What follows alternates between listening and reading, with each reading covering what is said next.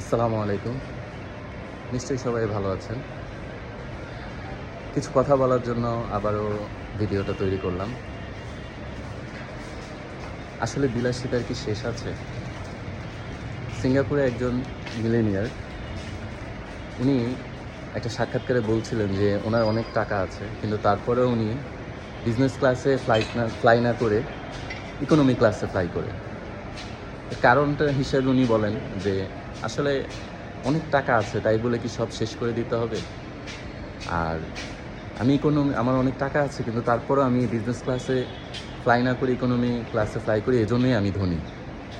কারণ আমি আমার বিলাসিতাকে আমার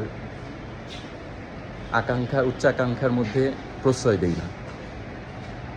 আজকে বাংলাদেশের যে অবস্থা, আমাদের দেশের যে অবস্থা, অনেক মানুষ অনেক হাজার হাজার কোটি টাকা লুটপাট করে, চুরি চামারি করে অনেক বড় লোক হয়েছে। অনেক বড় বড় কথা বলতো টিভির সামনে এসে। সাংবাদিকরা যখন তাদেরকে প্রশ্ন করতো, অনেক ধরনের কথাবার্তা তারা বলতো।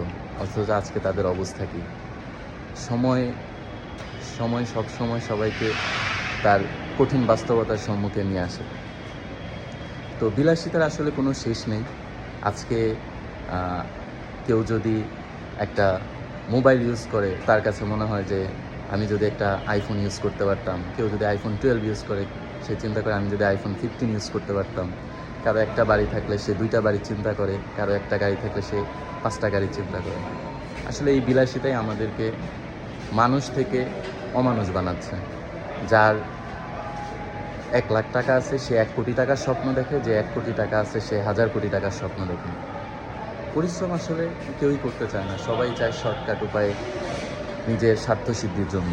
তো আসলে আমাদের সবারই উচিত নিজের বিলাসিতার উপর প্রাধান্য না দিয়ে যতটুকু প্রয়োজন সেই প্রয়োজনের দিকে খেয়াল রেখে সৎ পথে নিজেকে পরিচালিত করা।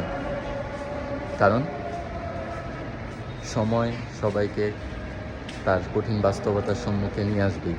আজকে আপনি 1 টাকা চুরি করবেন, এই 1 টাকার হিসাব আল্লাহ রাব্বুল আলামিন দুনিয়াতেও নেবেন, আখিরাতেও নেবেন। তো সবাই দুনিয়াতেও ভালো থাকি, আখিরাতেও ভালো থাকি। সবাই চেষ্টা করব নিজ নিজ অবস্থান থেকে সঠিকভাবে নিজেকে পরিচালনা করা। ধন্যবাদ, ভালো থাকবেন। আসসালামু আলাইকুম।